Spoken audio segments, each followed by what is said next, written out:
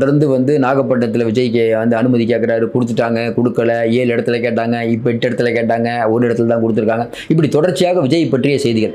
இதை வைத்து பார்க்கும்போது அநேகமாக சமூக அமைப்புகள் யாராவது கோர்ட்டுக்கு போகலாம், இல்லை பின்னால் இருந்து யார் இயக்குவாங்கன்னு தெரியும், அவங்க யாரையாவது ஒருத்தர் வச்சு கோர்ட்டுக்கு போகலாம். இங்கே துப்புரவு தொழிலாளர்கள் அங்கே உட்காந்துருக்கிறது எனக்கு டிஸ்டர்பாக இருக்கான்னு ஒரு அம்மா கோர்ட்டுக்கு போனது அவங்களுக்கு தெரியும், அவங்க யாருக்கு வேண்டிப்பட்டவங்கிறது தெரியும். அப்போ விஜய்க்கு தொடர்ச்சியாக பிரச்சனையானால் இனிமேல் வாரம் இல்லை தினந்தோறும் பிரச்சனை விஜய்க்கு கொடுப்பார்கள். இன்னும் குறிப்பாக பார்த்தீங்கன்னா பல கட்சிகள் இன்னைக்கு விஜய் அவர்களை ஆச்சரியத்தோடு பார்க்குறாங்க, வைத்தறிச்சலில் நிறைய பேர் பார்க்குறாங்க, என்ன இவ்வளோ கூட்டம் கூடிச்சு அப்படின்ட்டு. அந்த ஒரு நாள் கூட்டம் பல பேரை டிஸ்டர்ப் பண்ணிடுச்சு.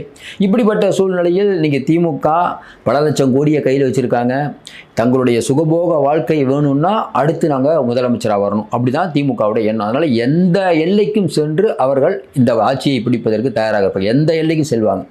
அதனால தான் சொல்கிறோம், விஜய் அவர்கள் முதலமைச்சர் அப்படிங்கிறது ஆகிறதுங்கிறது சாதாரண விஷயம். மேலே டெல்லி இருக்குது, எடப்பாடி இருக்கார், இவங்கெல்லாம் சாதாரண ஆட்கள் இல்லை. அதுவும் இங்கே ஆண்டு கொண்டு இருப்பவர்கள் சாதாரண ஆட்கள் இல்லை. இவருடைய கடந்த காலத்தை பார்த்தாலும் தெரியும், நிகழ்காலத்தை பார்த்தாலும் தெரியும். அப்படிப்பட்ட சூழ்நிலையில் இந்த விஜய் அவர்களுடைய பிரச்சாரத்தை எப்படி இவங்க என்ன நினைக்கிறாங்க? முதல் விஷயம், மிகப்பெரிய ஒரு ஆச்சரியம், அதிர்ச்சி, இவ்வளோ பெரிய கூட்டம் கூடிடுச்சு ஒன்று.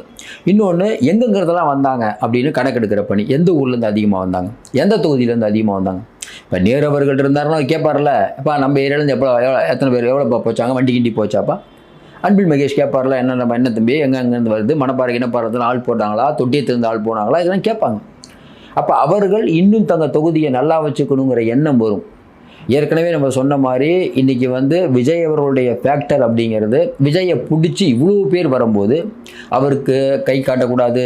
ஒன்றும் இல்லை, எல்லோரும் சொல்கிறது என்ன, விஜய் அன்னைக்கு மேலே அவர் மேலே எப்பயும் வண்டியில் வரும்போது மேலே நிற்பார்ல, அந்த மாதிரி நின்றுட்டு இருந்தாருன்னு வச்சுக்கோங்களேன், அவர் முகத்தை பார்த்து நிறைய பேர் கலைஞ்சு கூட போயிருப்பாங்க.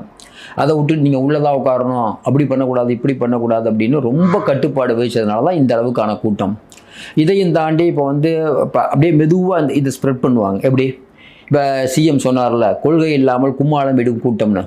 அதேமாதிரி எந்த ஊருக்கு போனாலும் அங்கே இருக்கக்கூடிய சமூக அமைப்புகள் இல்லை அந்த ஊரை சார்ந்தவங்க, பாருங்கள் எங்கள் ஊருக்கு விஜய் வராருங்கும் போதே பதட்டமாக இருக்குது, நாங்கள் ஹாஸ்பிட்டல் போக முடியாது, அங்கே ட்ரெயின், அதனால் ஊருக்கு ஒதுக்குப்புறமாக இருக்குது இல்லைங்க, அங்கே போய் நீங்கள் ரோட் ஷோ பண்ண சொல்லுங்கள், இல்லை அங்கே போய் அவரை பேச சொல்லுங்கள். இப்படி பலவிதமான கோரிக்கையுடன் நீதிமன்றத்தை அணுகுவதற்கான வாய்ப்பு நிறையா இருக்குது.